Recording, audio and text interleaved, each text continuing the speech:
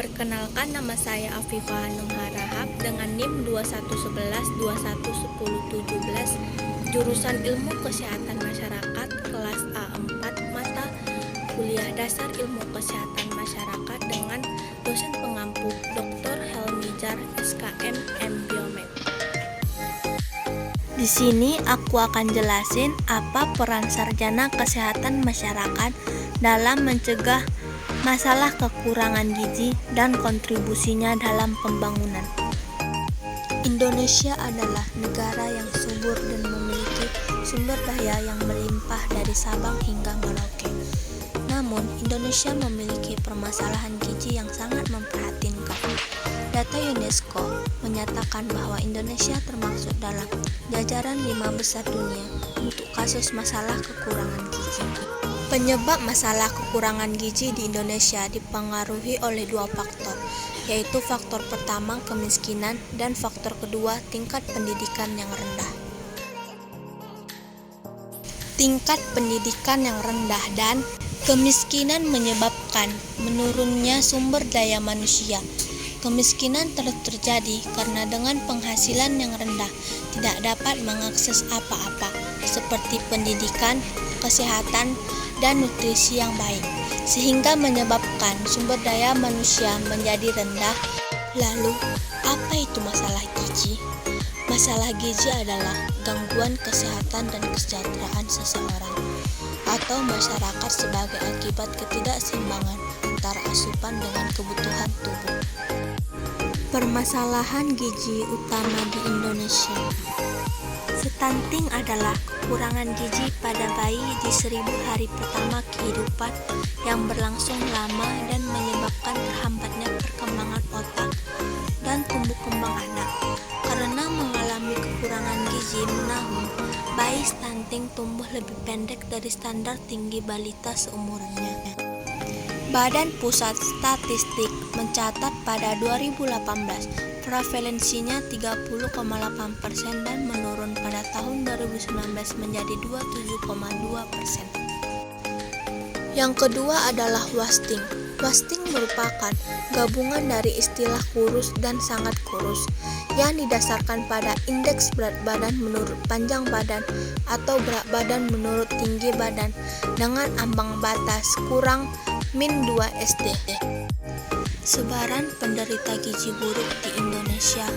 Angka kematian bayi dan anak balita di bawah umur 5 tahun akibat kurang gizi di Indonesia masih memprihatinkan.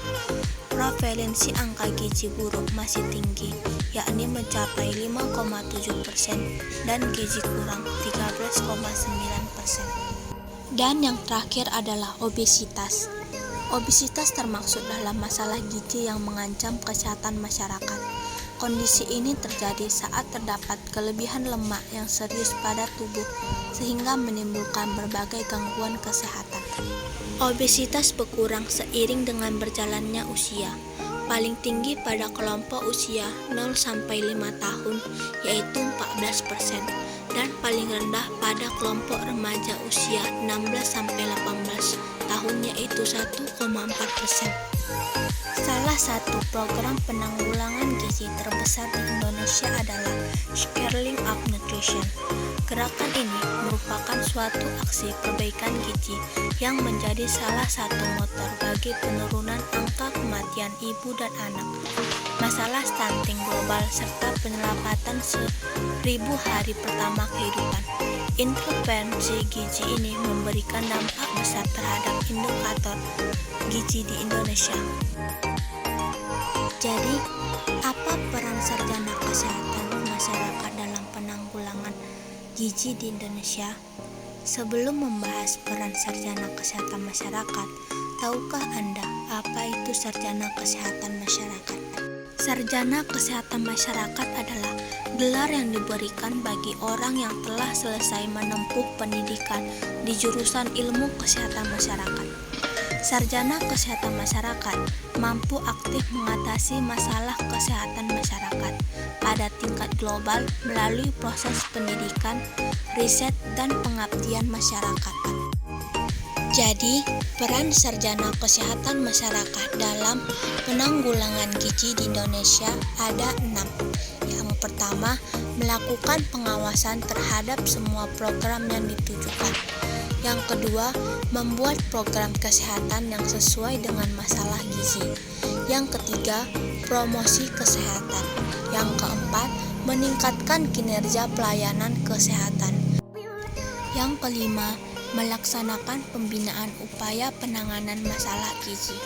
Yang keenam, mengambil tindakan yang efektif dan tepat dalam penanganan masalah gizi.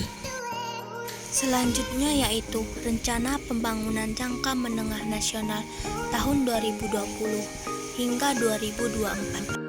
5 kebijakan pencapaian indikator dan target peningkatan gizi masyarakat.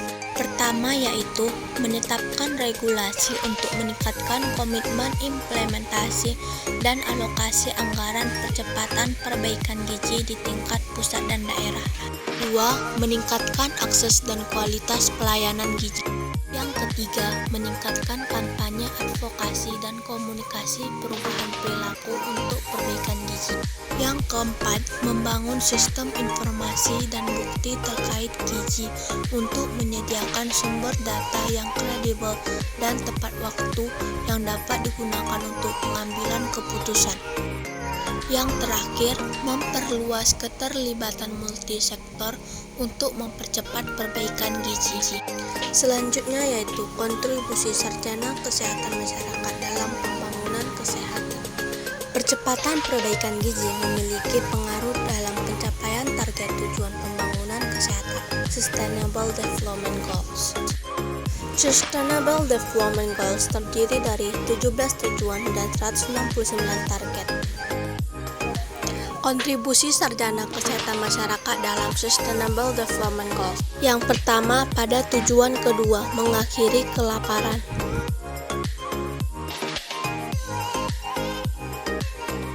Tujuan ketiga yaitu kesehatan yang baik dan kesejahteraan.